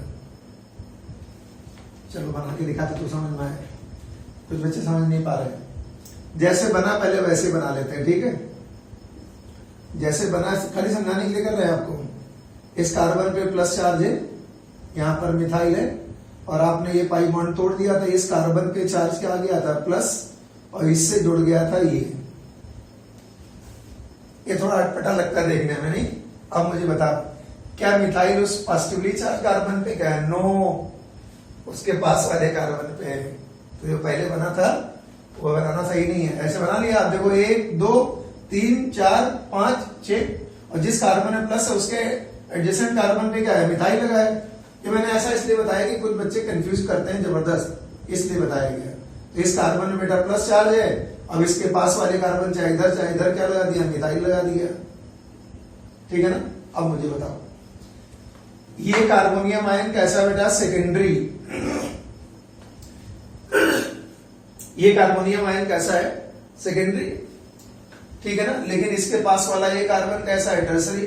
तो भाई साहब अभी एक बार रीअरेंजमेंट और होगा, जरूरी नहीं कि कार्बोनियम आयन में एक ही बार रीअरेंजमेंट हो। एक्सपेंशन के समय अक्सर क्या होता है, रीअरेंजमेंट एक से ज्यादा बार हो जाता है। हालांकि और भी केसेस है, ओपन चेन में भी कई बार होता है। अब मुझे बताओ, ये हाइड्राइड शिफ्ट कराओगे, यहां से हाइड्राइड शिफ्ट कराया, तो बेटा जब हाइड्राइड शिफ्ट आपने करा लिया तो जाहिर सी बात इस कार्बन पे चार्ज क्या आ गया, प्लस, जिस पर अब ये टर्सरी बन गया कि नहीं बन गया, ऐसा हो गया, ये बन गया tertiary carbonium ion after rearrangement. ये और ये तो एक ही चीज है ना। अब ये बन गया टर्सरी कार्बोनियम आयन, इसी कार्बोनियम आयन से आप हाइड्रोजन जोड़ दोगे तो आपका बेटा जो फाइनल प्रोडक्ट बनेगा वो ऐसा कुछ बन जाएगा। और क्या, ये मिथाइल है और इसी मिथाइल से आप हाइड्रोजन Br जोड़ दो, ये प्रोडक्ट बन गया, कोई कार्बन कायरल नहीं। इसका मतलब रिंग का एक्सपेंशन भी जरूरी चीज है। और रीअरेंजमेंट कार्बोनियम आयन का दो बार हो सकता है। कई बार बच्चा क्या करता है, जिस कार्बन में प्लस है उसी में मिथाइल लगा आता है, तो वो एक स्टेप, इसका मतलब आपने ड्रॉप कर दिया है।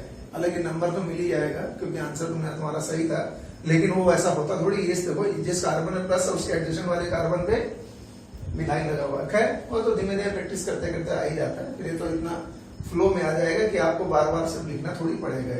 तो ये बेटा खास बात थी इसकी, ये प्रोडक्ट बन के तैयार, ठीक है। तो ये हमने एक्सपेंशन वाला एक केस लिया, इसको नोट कर लीजिए। फिर हम एक केस कंट्रैक्शन वाला भी लेते हैं, और भी ले सकते हैं, ऐसा नहीं है। इसका मतलब एक्सपेंशन वाले केस में दो बार रीअरेंजमेंट हमने यहाँ करा दिया है। करा क्या दिया, अपने आप होगा, हम कौन कराने वाले होते हैं, ये तो नेचुरल प्रोसेस है, अपने आप होता है। एक्सपेरिमेंटली सब देखा जा चुका है, ये सब एक्सपेरिमेंटली ऑब्जर्व किया जा चुका है, ठीक है। चलो अगला एग्जांपल लेते हैं। मान लिया बेटा ऐसा लिखा हुआ है, ये साइक्लोब्यूटीन लिख लिया हमने, और हमसे मैंने कहा जरा साइक्लोब्यूटीन में HX लगाइए, H प्लस है, X माइनस है। अब पाई बॉन्ड चाहे ऊपर तोड़ो चाहे नीचे तोड़ो, क्या फर्क पड़ता है, तो सिमेट्रिकल है ना। तोड़ लिया हमने, तोड़ने के बाद बेटा ये कार्बोनियम आयन बन गया, ऐसा बन गया, 2 डिग्री कार्बोनियम आयन है वैसे। अब जरा देखना, एक मैंने केस बताया था तुम्हें जब पढ़ा रहे थे रीअरेंजमेंट ऑफ कार्बोनियम आयन, या तुम्हें हो सकता है इसे ही बताओ। अगर 4 कार्बन की रिंग के अंदर वाले कार्बन पे प्लस चार्ज है, बाहर कार्बन होता तो एक्सपेंशन हो जाता है। 4 कार्बन की रिंग के कार्बन पे ही क्या है, पॉजिटिव चार्ज है ना। 4 कार्बन की रिंग जो है उसी के कार्बन पे प्लस चार्ज है, तो बेटा रिंग क्या होगी, कॉन्ट्रैक्ट होगी। क्या होगा, रिंग का कॉन्ट्रैक्शन होगा। अब तुम कहोगे सर कॉन्ट्रैक्शन कैसे होता है, तो कॉन्ट्रैक्शन में क्या, आपको खाली एक बॉन्ड तोड़ के खाली जोड़ देना है ग्रुप को। मान लिया आपने क्या किया, यहाँ CH2 है, यहाँ बेटा CH2 है, इस कार्बन पे प्लस है, ये वाला सिग्मा बॉन्ड ऐसे टूट जाएगा। तो जब ये वाला सिग्मा बॉन्ड बेटा तोड़ेगा तो इस कार्बन पे चार्ज क्या आएगा, माइनस, माइनस प्लस आपस में जुड़ जाएंगे, इस कार्बन पे आ जाएगा प्लस। अच्छा जैसा पहले है तो मैं वैसे दिखा देता हूं मैं। ये बॉन्ड टूट गया है ना, तो इस CH2 पे तो प्लस आ गया ना, इलेक्ट्रॉन जब ऊपर वाला कार्बन ले गया, यहाँ पे माइनस आ गया, इस कार्बन पे क्या था बेटा, प्लस था। ये बॉन्ड बना लेगा आपस में, प्लस माइनस हटा दो, ऐसा बन गया कार्बोनियम आयन। लेकिन देखने में थोड़ा अच्छा नहीं लग रहा है ना। अच्छा लगाने के लिए क्या करो, ये 3 कार्बन की रिंग बना दी है वाली साइक्लोप्रोपाइल, और इसके बाहर वाले कार्बन पे चार्ज है प्लस। ये हाईली स्टेबल कार्बोनियम आयन है। कुछ लोग तो कहते हैं ये फिनाइल बेंजिल कार्बोनियम आयन से, है ना, डाइफिनाइल मिथाइल कार्बोनियम आयन से, ट्राइफिनाइल कार्बोनियम आयन से सबसे ज्यादा स्ट्रॉन्ग होता है। इसकी स्टेबिलिटी कारण पता क्या है, इस कार्बन पे एक p ऑर्बिटल वैकेंट होगा क्योंकि ये तो sp2 वाला है ना। अब इस कार्बन पे क्या होगा, ये तो sp3 वाला कार्बन है, और ये कार्बन क्या है, sp2 वाला कार्बन है। तो इसका जो p ऑर्बिटल वैकेंट होता है वो इसके ऑर्बिटल के साथ में क्या करता है, इसके sp3 ऑर्बिटल के साथ क्या करता है, साइड वाइज ओवरलैपिंग कर देता है। ओवरलैपिंग करके यहाँ पे पाई बॉन्ड करेक्टर डेवलप हो जाता है, और पाई बॉन्ड जब करेक्टर डेवलप हो जाएगा तो इस कार्बन की इलेक्ट्रॉन की कमी पूरी हो गई, खत्म। इसलिए हाईली स्टेबल कार्बोनियम आयन है। अब आपको क्या करना है, प्रोडक्ट बना देना है, यहीं पे आपको CH2X लाके X लगा देना है बस। तो इसका मतलब आपको कई बार एक्सपेंशन और कॉन्ट्रैक्शन का भी ध्यान रखना पड़ेगा। एक्सपेंशन और कॉन्ट्रैक्शन का भी ध्यान आपको रखना पड़ता है।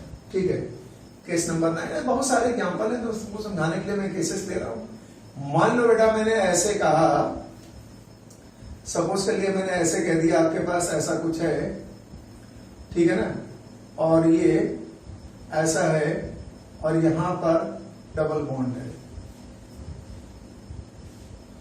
और आपसे बोल दिया गया जरा इसमें आप HCl जोड़िए। उसने कहा फाइनल प्रोडक्ट क्या बनेगा? डरने से घबराने से काम तो चलेगा नहीं, ठीक है ना, अगर मैकेनियम से कायदे से पढ़ना है तो। ये तो कंस्ट्रक्शन वाला केस हो गया, हटाते हैं, ठीक है ना। अब उसने कहा इसमें बेटा प्रोडक्ट क्या बनेगा? फिलहाल एक काम करते हैं हम लोग, इस वाले पार्ट को भूल जाते हैं।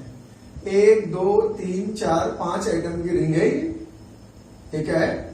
5 आइटम की रिंग है, और ऐसे बेटा है इसमें, ठीक है ना, ऐसे है, यहाँ CS2 है, वो बाहर वाले कार्बन, ये वाला कार्बन, ये वाला कार्बन फिलहाल भूल जा रहा हूं मैं, होगा, ठीक है। आपने क्या किया? अटैक कराया, इस कार्बन पे चार्ज क्या आया? माइनस, इस कार्बन पे क्या आ गया? समझ रहे होगे, इतनी बात तो समझ में आएगी ना। ऐसे बेटा हो गया, इस कार्बन पे आ गया प्लस, और यहां पे क्या हो गया? मिथाइल, होगा कि नहीं हुआ मिथाइल? अब जाहिर सी बात इसमें रीअरेंजमेंट होगा, रीअरेंजमेंट में क्या होगा? एक्सपेंशन होगा। तो एक्सपेंशन होने के बाद बेटा क्या होगा? 5 कार्बन की रिंग कितने एटम की रिंग में चेंज हो जाएगी? 6 एटम की रिंग में चेंज हो जाएगी। तो 6 एटम की रिंग में जब चेंज हो जाएगा तो कुछ ऐसा बनेगा, इस वाले कार्बन पे क्या होगा? प्लस, बताया था भी पहले वाला केस, इसका जो एग्जांपल पहले लिया था, ये कार्बन अंदर आ गया रिंग के। अब जाहिर सी बात, ये हाइड्राइड शिफ्ट कराओगे, तो जो बेटा हाइड्राइड शिफ्ट कराओगे तो ऐसा कार्बोनियम आयन आपको मिला C+, और इसी कार्बन पे क्या है? मिथाइल, और इसी कार्बन से बाद में क्या कर देंगे? हेलोजन जोड़ देंगे, Cl जोड़ देंगे, जोड़ दिया ना। अब आप ध्यान देना, ये पहला कार्बन है, ये दूसरा कार्बन है, ये तीसरा कार्बन है। तो ये बेटा जो रिंग बाहर से अटैच थी वो कहां अटैच थी? पहला, दूसरा, तीसरा है, तो वहीं से रिंग अटैच करके ऐसे आप छोड़ दिए, बस खत्म बात। अब मुझे बताओ रिंग का एक्सपेंशन हो गया कि नहीं हो गया? अरे यार, रिंग का एक्सपेंशन करा दिया हमने, जो कार्बन जहां था उसको वहीं हमने रहने दिया, ठीक है ना। अगर हम इसको हटा देते क्या फर्क पड़ता है, ठीक है ना। तो ये सब तरीके होते हैं बनाने के, इस तरह के प्रोडक्ट भी आपसे पूछ सकता है, ठीक है। छोड़ो फिर, बहुत ज्यादा कॉम्प्लिकेटेड नहीं आता है, आता तो आसान भी आसान है। अब यार एल्कीन में और एग्जाम्पल चाहे तो हम ले सकते हैं, जो मन चाहे वैसा एग्जाम्पल ले सकते हो। अभी हमने डाइइन नहीं लिया, लेकिन वो डाइइन के केस जो होते हैं वो सारे अलग टाइप के होते हैं। कोई भी एल्कीन ले सकते हैं। तुमने कहा सर एल्काइन नहीं लिया, एल्काइन भी बाद में लेंगे, एल्काइन में भी HH जोड़ा जाएगा, तो खाली एल्कीन हम लोग पढ़ रहे हैं ना। चलो ठीक है भाई जान, बेटा आपसे मैंने कहा ऐसा लिखा हुआ है, हमने कह दिया ये डबल बॉन्ड है, ठीक है ना। अब उसने कह दिया इसमें जब HX जोड़ा तो how many products are formed, HX जोड़ने के बाद कितने टाइप के प्रोडक्ट बनेंगे, ठीक है ना। अब तुम कहोगे सर पाई बॉन्ड कैसे ब्रेक कराया? ध्यान रखना, यहाँ मिथाइल है, यहाँ पर क्या है? CS2 है। अगर आपने पाई बॉन्ड ऐसे तोड़ा तो इस कार्बन पे प्लस आएगा, तो 2 2 4 हाइपर कंजुगेटिंग बनेंगे। अगर आपने पाई बॉन्ड ऐसे तोड़ा तो यहाँ पर माइनस, यहाँ पे प्लस आएगा, ध्यान रखना। तो हाइपर कंजुगेटिंग कितने बनेंगे? 2 इधर से, 2 इधर से। और अगर आपने पाई बॉन्ड बेटा ऐसे तोड़ा तो इस कार्बन पे प्लस आएगा। अगर आपने पाई बॉन्ड ऐसे तोड़ दिया तो इस कार्बन पे क्या, उल्टा बोल रहा था मैं, इस कार्बन पे चार्ज क्या आएगा? प्लस। और अगर ऐसे तोड़ा होता तो इस पे प्लस आता है, इस पे प्लस आना ज्यादा अच्छा माना जाएगा ना। क्यों? ध्यान दो जरा, क्या हो गया बेटा? ये CS2 हो गया, ठीक है ना। इस कार्बन पे हमने प्लस ले लिया। अब मुझे बताओ कितने हाइपर कंजुगेटिंग बनना है? 5 हाइपर कंजुगेटिंग स्ट्रक्चर कितने बनना है? 5 हाइपर कंजुगेटिंग स्ट्रक्चर बनना है, ठीक है ना। 3 इधर से, 2 इधर से, बस खत्म भाई। इसमें रीअरेंजमेंट का कोई चक्कर नहीं है। आपने क्या किया? इसी कार्बन से आपने ये हेलोजन जोड़ दिया, और ये है methyl, this carbon is chiral. Check कर लो और कोई कार्बन कायरल तो है नहीं है, सवाल ही नहीं उठता और कोई कार्बन कायरल, थोड़ी एक ही कार्बन कायरल है, तो एक D बनेगा, साथ में क्या बनेगा? एक L बनेगा। ऐसे बहुत सारे आप इलेक्ट्रोफिलिक एडिशन करा सकते हो, जैसा मन चाहे वैसे कराओ। कभी एक्सपेंशन हो सकता है, कभी कंट्रक्शन हो सकता है, बस आपको स्टेबल कार्बोनियम आयन बनाना है। ठीक है, एक बात बेटा ये भी ध्यान रखना कि stable the rate of reaction, अभी मार्कोनी का रूल का नहीं है, बताते हैं बाद में। The rate of electrophilic addition, the rate of electrophilic addition, rate of electrophilic addition. अच्छा, इलेक्ट्रोफिलिक एडिशन को शॉर्ट में एई लिखते हैं, ठीक है ना। इलेक्ट्रोफिलिक एडिशन को शॉर्ट में एई लिखते हैं, जैसे इलेक्ट्रॉन एफिनिटी का सिंबल होता था ना।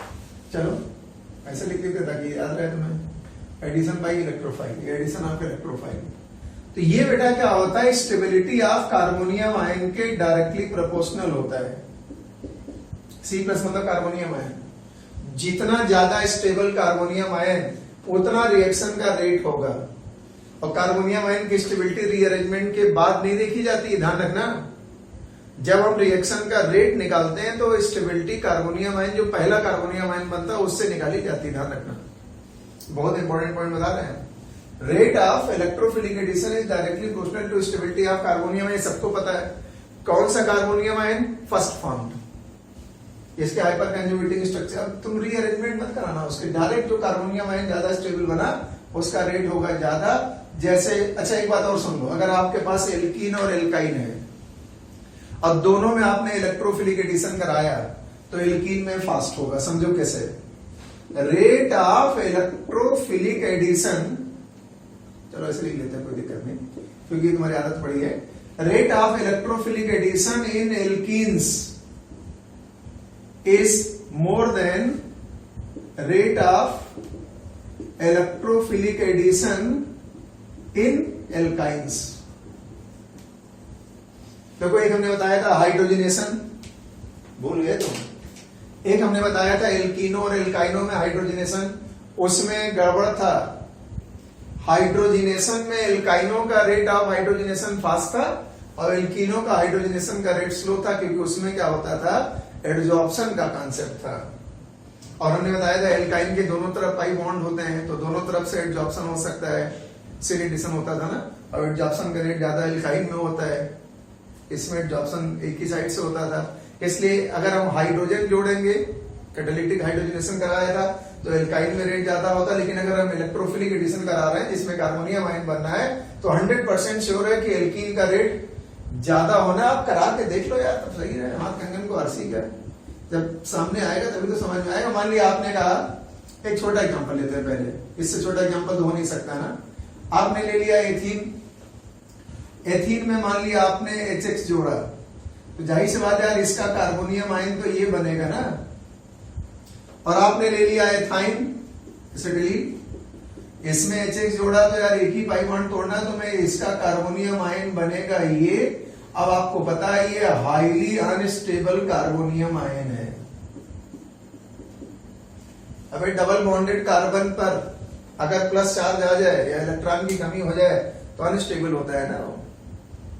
बहुत लोग नहीं समझते हैं ऐसा क्यों हो रहा है। अच्छा ठीक है, इस कार्बन पर हाइब्रिडेशन क्या है, sp2। इस करेक्टर कितना है, 33%, ठीक है ना। इस कार्बन पे हाइब्रिडेशन कितना है, क्या है, sp2। इसका परसेंटेज क्या है, 33, ठीक है ना, ये 33% है। इस कार्बन पे हाइब्रिडेशन क्या है, sp। sp का मतलब इसका परसेंटेज क्या हो गया, 50। कौन ज्यादा इलेक्ट्रोनेगेटिव हुआ, ये वाला कार्बन। इसका मतलब ये कार्बन मोर इलेक्ट्रोनेगेटिव एटम है, मीना। मीना मतलब मोर इलेक्ट्रोनेगेटिव एटम। ये this carbon is more electronegative. और अगर मोर इलेक्ट्रोनेगेटिव कार्बन पे प्लस चार्ज है तो वो अच्छी स्थिति की बुरी स्थिति है, बहुत बुरी स्थिति यार। अगर जिस कार्बन की इलेक्ट्रोनेगेटिविटी ज्यादा उसी पे इलेक्ट्रॉन की कमी, तो स्टेबिलिटी तो अपने आप कम होगी। ऐसे भी तो समझ सकते थे तुम। इसलिए डबल बॉन्डेड कार्बन पे अगर प्लस चार्ज आया, sp हाइब्रिडाइज्ड कार्बन पे प्लस चार्ज आया, तो इसका मतलब वो कार्बन बहुत परेशान है, ये कार्बन थोड़ा कम परेशान है, ठीक है ना। इसलिए याद रखना, जैसे जैसे इस परसेंटेज बढ़ता है एटम की इलेक्ट्रोनेगेटिविटी बढ़ती है। इलेक्ट्रोनेगेटिविटी किसी एटम की फिक्स नहीं होती है, वो इन्वायरमेंट पे डिपेंड करती है, आसपास के माहौल पर भी इलेक्ट्रोनेगेटिविटी डिपेंड करती है। तो इसका मतलब इस कार्बन पे इलेक्ट्रोनेगेटिविटी ज्यादा है, मोर इलेक्ट्रोनेगेटिविटी पे प्लस आ जाए, ये कार्बोनियम आयन कम स्टेबल है, ये कार्बोनियम आयन कम स्टेबल है, तो इलेक्ट्रोफिलिक एडिशन का रेट कम होना ही होना है। कोई और भी एल्काइन लेके दे सकते हो, क्योंकि एल्काइन जो भी लोगे डबल बॉन्डेड कार्बोनियम आयन बनेगा, और डबल बॉन्डेड कार्बोनियम आयन जो होता है बेटा वो काफी कम स्टेबल माना जाता है, ठीक है, सिंगल बॉन्डेड कार्बोनियम आयन से। इसलिए rate of electrophilic addition reaction जो है वो कार्बोनियम आयन के डायरेक्टली प्रोपोर्शनल होता है। ये बात समझ में आ गई कि नहीं आ गई? सारे बच्चों को ये बात समझ में आ गई? बढ़िया है। अब जरा इस पे यार कुछ क्वेश्चन कर लेते हैं, आपको 2 4 5 एल्कीन दे देते हैं और आपसे कहते हैं कि जरा इनका रेट ऑफ इलेक्ट्रोफिलिक एडिशन का ऑर्डर बताओ। इनका रेट ऑफ इलेक्ट्रोफिलिक एडिशन का ऑर्डर बताओ। दे देते हैं एक आध क्वेश्चन, हमने प्रॉब्लम नंबर 1 ले लिया। आपसे हमने कहा बेटा ये एल्कीन है A, ये एल्कीन है B, कुछ भी कर सकते हैं, ऐसा क्या, ये एल्कीन है C, ठीक है ना, कभी कभी दिक्कत आएगी तुम्हें। और चलो पहले 3 क्या कर लेते हैं। उसने कहा जरा इनका इलेक्ट्रोफिलिक एडिशन का ऑर्डर क्या होगा। इसका कार्बोनियम आयन क्या बनेगा, पाई बॉन्ड तोड़ोगे यहाँ पे आएगा प्लस 3 3 6 अल्फा हाइड्रोजन बनेंगे, बनेंगे नहीं बनेंगे? जब आप इसको पाई बॉन्ड तोड़ेंगे, ठीक है ना, तो कार्बोनियम आयन बनाना है आपको। इसका कार्बोनियम आयन बेटा जो बनेगा वो ऐसा बनेगा, इसका कार्बोनियम आयन जो बनेगा वो ऐसा बनेगा, इसका कार्बोनियम, अच्छा ये तो सिमेट्रिकल है ना, 1 2 3 4 5 6 हेक्सेन 3 है ना, हेक्सेन 3 है, ठीक है ना। तो इसका मतलब आप चाहे पाई बॉन्ड दो, इधर क्या है इथाइल, इधर भी क्या इथाइल, जैसे चाहे वैसे पाई बॉन्ड तोड़ लो, इस कार्बन पे प्लस चार्ज लगा दिया, यहाँ पर CH2 है, यहाँ पर CH2 है, यहाँ पर CH3 है, यहाँ पर CH2 है, और ये बेटा CH3 है, ये CH3 है। अब मुझे जरा बताओ इलेक्ट्रोफिलिक एडिशन का ऑर्डर क्या होगा। इसमें 6 हाइपर कंजुगेटिंग, इसमें 3 और 2 5 hyper conjugating, 5 alpha hydrogen, 6 alpha hydrogen, और यहाँ बेटा क्या हुआ 2 और 2 4 अल्फा हाइड्रोजन। अब तो रेट निकाल लोगे आराम से। रेट क्या आ गया, ABC रेट है, लो हो गया। कार्बोनियम आयन बना लीजिएगा। कार्बोनियम आयन जिसका ज्यादा स्टेबल होगा उसका अपने आप ही क्या होगा, रेट ज्यादा होगा। इलेक्ट्रोफिलिक एडिशन का ये बहुत बेसिक कॉन्सेप्ट है, ठीक है। चलो और बताओ। अच्छा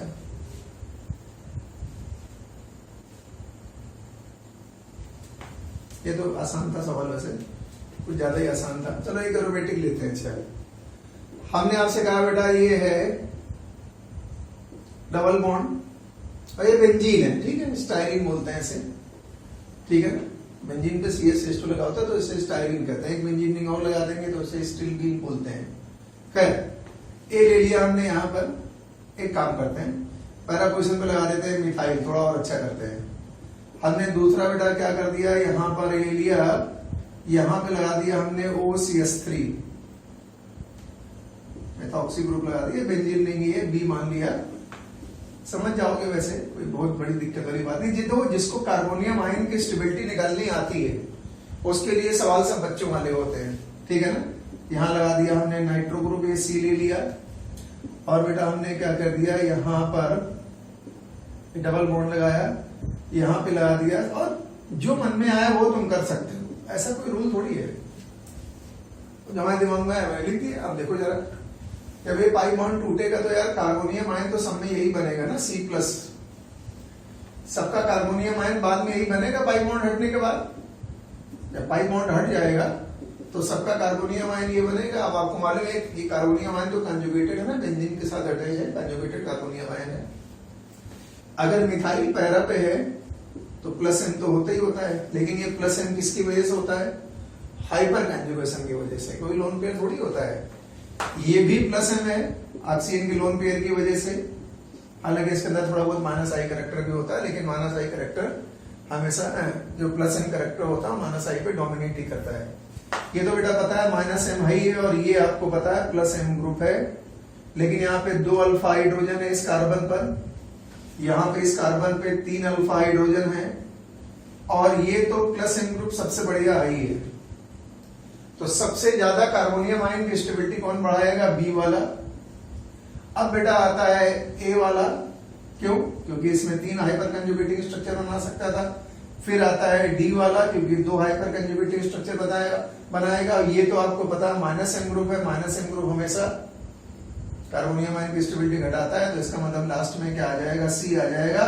ये रेट ऑफ इलेक्ट्रोफिलिक एडिशन आ गया, बस समझ में आ रही, ये रेट ऑफ इलेक्ट्रोफिलिक एडिशन आ गया बेटा, ऐसे निकाला जाता है। तो जो बात मैंने बताई उसको ध्यान में रखो, कार्बोनियम आयन स्टेबल जितना ज्यादा उतना ज्यादा क्या हो जाएगा, उसका रेट हो जाएगा, उतना ज्यादा क्या हो जाएगा, उसका रेट हो जाता है। तो ये बहुत आसान चीज थी, हमने खाली अभी हमने लेकिन HX जोड़ा है, अभी हमने एल्कीन में केवल HX जोड़ा है। तुम कहोगे सर एल्काइन नहीं लिया आपने, तो यार एल्काइन में यही काम क्या होगा, 2 स्टेप में हो जाएगा। तुम कहोगे मार्कोनिकॉफ रूल नहीं लिया, एंटी मार्कोनिकॉफ रूल नहीं लिया, सब लेंगे वो, तो वो मार्कोनिकॉफ रूल का कोई बहुत ज्यादा काम पड़ता तो है नहीं, बच्चों वाली बात है। जिसको मैकेनियम आती है उसके लिए मार्कोनिकॉफ रूल की कोई खास इंपॉर्टेंस नहीं है, ठीक है। तो लेंगे, फिर भी लेंगे तो है, क्योंकि कभी कभी क्वेश्चन आ जाते हैं छोटे मोटे उस पर। जैसे मान लो बेटा आपने एल्काइन लिया, एल्काइन थोड़ा मैं ऐसा ले रहा हूँ, ट्रिपल ये प्रोपाइन ले रहा हूँ 3 कार्बन का, और आपसे बोला कि जरा इसमें HCl जोड़ो, जाहिर सी बात आप ये पाई बॉन्ड तोड़ोगे, ये तो प्लस आई ग्रुप है, इसकी तरफ इलेक्ट्रॉन तो लाओगे नहीं। तो बेटा जो पहला कार्बोनियम आयन बनेगा वो ऐसा बनेगा, डबल बॉन्डेड वाला, हालांकि कम स्टेबल होता है, ऐसा बन गया, H आयन यहां जाके जोड़ दिया, और इसी C+ से क्या जोड़ देंगे, ये वाला Cl, इसी C+ से ये Cl हमने जोड़ दिया, ठीक है ना, यहाँ इस तो रहेगा, ठीक है, बराबर हो गया।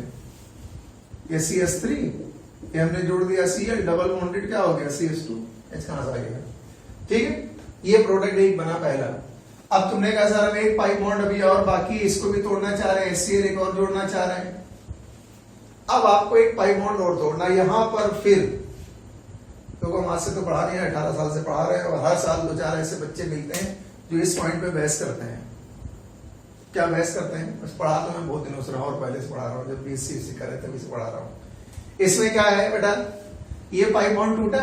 अच्छा कुछ बच्चे बोलते हैं हमने कहा पाई बॉन्ड ऐसे तोड़ा, इस कार्बन पे चार्ज क्या आया प्लस, इस कार्बन पे चार्ज आया प्लस, और उधर चूंकि माइनस आया ये बन जाएगा। और तुमने कहा सर हम ऐसे नहीं, इस पाई बॉन्ड को ऐसे तोड़ना चाह रहे हैं, ये फर्स्ट वाला केस है, ये दूसरा केस है। तुमने कहा सर हम ऐसे तोड़ना चाह रहे हैं, तो यहां आया CH3, इस कार्बन पे क्या आ जाएगा H, यहां Cl है, इस कार्बन पे चार्ज क्या आ जाएगा प्लस। अब 2 कार्बोनियम आयन बने, अपना कॉमन सेंस लगाओ, अपना कॉमन सेंस ये लगाना है कौन सा कार्बोनियम आयन ज्यादा स्टेबल है। अब कई लड़के ऐसे सोचते हैं, तो वही सोच बता रहा हूं, वही सोच नहीं है, इस कार्बन पे इलेक्ट्रॉन की कमी है और इस कार्बन पे जो इलेक्ट्रॉन की कमी है, तो Cl- आई ग्रुप होता है, अपनी तरफ इलेक्ट्रॉन खींचेगा, है ना। ये गलत तुम्हारा अवधारणा है। जैसे तुम्हारे रिश्तेदार होते हैं ना, रिश्तेदार जानते हो, रिश्तेदार का मतलब ये होता है जो वैसा तुम्हारा उल्टा पुल्टा सोचे, ठीक है ना। तो रिश्तेदार की आदत होती है जलता रहता है वो, जब तुम प्रोग्रेस कर रहे हो तो चलेगा, तुम्हारा सिलेक्शन अभी हो जाए तो बहुत चिड़ेगा, लेकिन साथ साथ जानते हो क्या करता है वो, तुम्हारा सिलेक्शन होगा तो मन ही मन तो जल रहा होगा, साथ में घर भी पहुंच जाएगा, अरे वो बढ़िया किया तुमने, बच्चा सेलेक्ट हो गया, खानदान का नाम रोशन करेगा, नहीं ऐसे लोग बोलते हैं। तो ये Cl समझ लो उसी तरह के रिश्तेदार है। ऐसे तो ये मन ही मन बहुत सारा, मन में बहुत सारी कटुता रखता है। ये भाई इलेक्ट्रोनेगेटिव एटम है तो इस कार्बन से इलेक्ट्रॉन तो खींचने की कोशिश करेगा, लेकिन जब मुसीबत आएगी तो ये इसकी हेल्प भी करता है। वही तुम्हारा मान लिया एक्सीडेंट हो जाए, या किसी रिश्तेदार के जो एक्सीडेंट होता है, सारे लोगों से दिखने पहुंच जाए, जो उसका दुश्मन होता है वो भी पहुंच जाता है, मतलब मन ही मन जल भी रहा है, चाहे फॉर्मेलिटी जाए जैसे जाता जरूर। हिंदुस्तान में नियम है, किसी की चोट लग गया, थोड़ी सी भी चोट पता चल जाए भैया की चोट लग गई, तो वो अपना उनके घर पहुंच जाएगा, नहीं कहेंगे लोग देखने तक नहीं है हमें, तो वो देखने क्यों पहुंच गया, क्योंकि उसकी हैबिट है। ये Cl वैसे उसी रिश्तेदार की तरह है, मन ही मन जलता भी और जब जरूरत पड़ती तो हेल्प भी कर देता है। रिश्तेदारी लोग बाद में हेल्प करते हैं, जो तुमसे जल रहे होंगे वो भी तुम्हारी हेल्प करते हैं उस समय, उनकी टेंडेंसी यही होती है ना। तो ये Cl क्या करेगा, जैसे इस कार्बन में प्लस चार्ज देखेगा अपने लोन पेयर को दे देगा, पढ़े हो ना रेजोनेंस। जब C प्लस के बगल वाला एटम कैसा हो, हेटेरो एटम। हेटेरो एटम का मतलब कार्बन के अलावा कोई और एटम जिसके पास लोन पेयर पाया जाए। ये क्या है बेटा, हेटेरो एटम है। तो जाहिर सी बात ये लोन पेयर इसको मिल सकता है रेजोनेंस से ना, इसलिए ये कार्बोनियम आयन क्या है, मोर स्टेबल है। तो हमारे इस्तेमाल की तरह है, मन में करी आएगा भी और जब आवश्यकता पड़ेगी तो आ भी जाएगा। वैसे सबसे पहले वही लोग आ जाते हैं, ऐसा नहीं है ना। कितने भी दुश्मनी होगी उस समय भूल के लोग आ जाते हैं। हिंदुस्तान में फिलहाल ये होता है, इसलिए रिश्तेदारी चलती भी रहती है। तो इसका मतलब ये Cl ऐसा बड़ा बदमाश है, इलेक्ट्रॉन हमेशा खींचता रहता है। लेकिन जब इसको पता चला यार हमारे कार्बन पे बहुत ज्यादा मुसीबत आई तो अपना लोन पेयर दे भी देता है। यहाँ पे थोड़ी है, यहाँ तो Cl माइनस आई की तरह ही काम करेगा, ये कम स्टेबल है। अगर कार्बोनियम आयन C प्लस के बगल वाला एटम, एडजेसेंट एटम, उससे जुड़ा एटम हेटेरो एटम हो, जिसके पास लोन पेयर पाया जाए, तो वो कार्बोनियम आयन बहुत ज्यादा स्टेबल होता है, हाईली स्टेबल कार्बोनियम आयन है। आप जाहिर सी बात है अगर ये कार्बोनियम आयन बनेगा तो अगले स्टेप पे एक Cl यहीं पर और जुड़ जाएगा। क्या बेटा बन गया, 2,2 डाइक्लोरोप्रोपेन। और इसी को क्या बोलते हैं हम लोग, जेमिनल डाइहैलाइड। जेमिनल डाइहैलाइड या सिंपली आप क्या बोल सकते हैं, जिम डाइहैलाइड। क्या बोल सकते हो, जिम डाइहैलाइड है।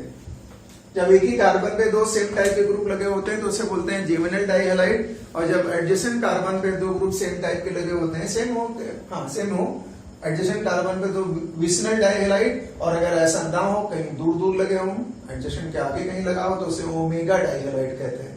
सब एल्किल हैलाइड की बात करेंगे तो ये जेमिनल डाइहैलाइड है, ये जिम डाइहैलाइड। इसका मतलब एल्काइल में जब आप HX जोड़ेंगे तो जेमिनल डाइहैलाइड बनेंगे, ये 2,2 डाइक्लोरोप्रोपेन बन जाएगा।